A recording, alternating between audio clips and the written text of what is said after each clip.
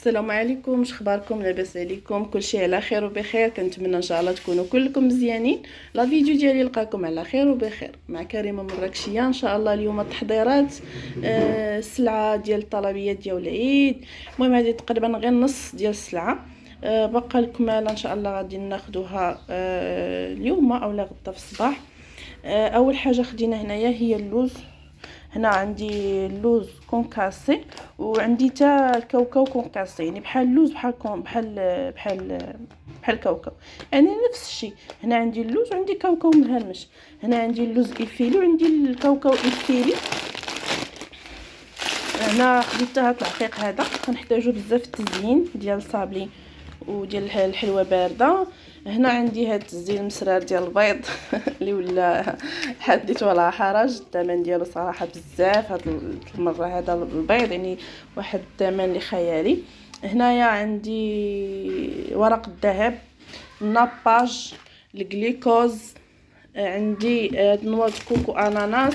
بالنسبه لهاد الكوكو اناناس بزاف كيسولوني عليها، فاش كتستعمل، فاش كديريها. راه لي فيديو راني منزله لكم بزاف ديال لي فيديو خادمه بهم فيها، ولكن بالنسبه للناس الجداد اللي عاد التحقوا بالقناه ممكن يكون ما طلعوش لهم لي فيديو القدام.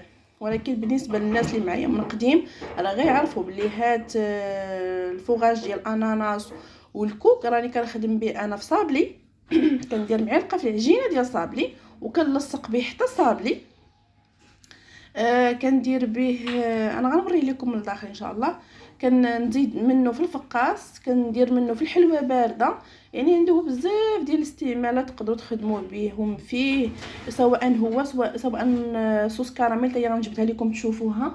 ما هنايا عندي الجليكوز. انا ممكن ناخذ غير هادو ديال الكيلو، تيكون افضل، يعني تيبقاو مزيانين، ماشي بحال السطل الكبير الا تحل. هنا عندي الناباج تا هو راه عندي منه تقريبا واحد الربع ديال الحكاك. هنايا عندي الفاني، خديت هذه المره ديال الساشي. وعندي حتى ديال القرعه، اصلا ديال القرعه راه عندي ديجا في الدار.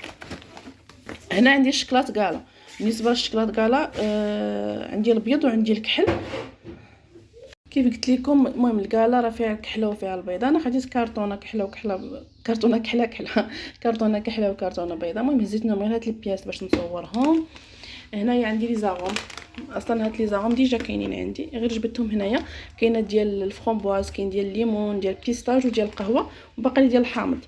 هنايا كاين هاد الورد هذا. هاد الورد كنت خديته صراحه في رمضان، خدمت منه التزيين ديال البريوات والمعسلات. وراه ما شاء الله، يعني القراعي راه مازال باقي فيهم.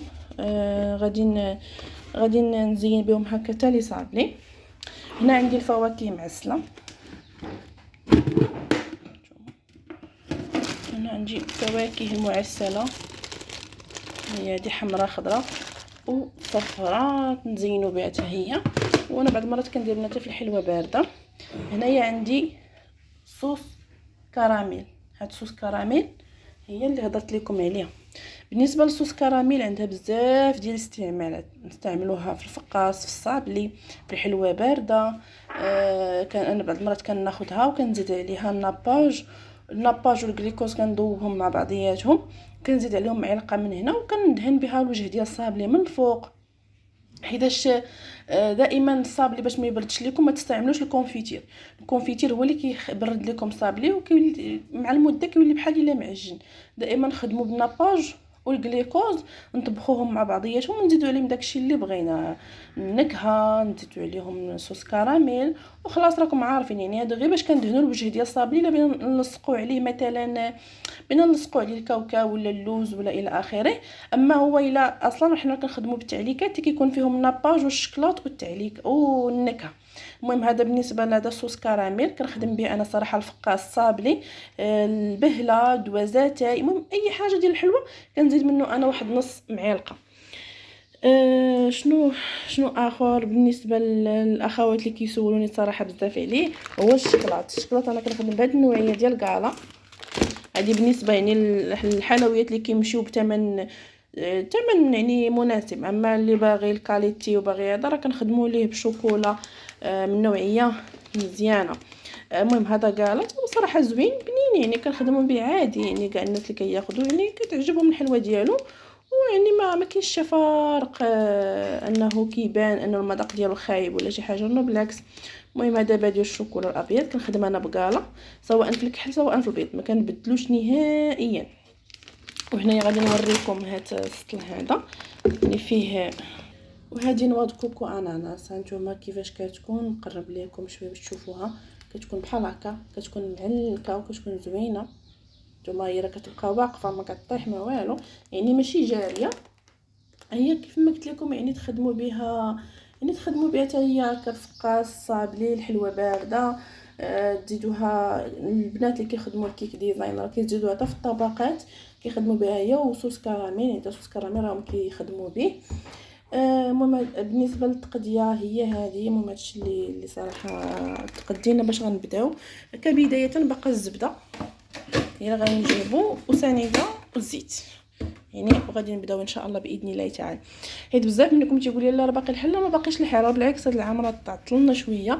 كان خاصنا نكونوا بادين، لانه راكم عارفين الحلوه كتشد الوقت، ماشي بحال التزيين ديال صابلي. راكم عارفين يعني صابلي دائما كيشد الوقت، هو الوحيد اللي في الحلوه اللي كيبقى مجرجرنا وشاد لينا الوقت.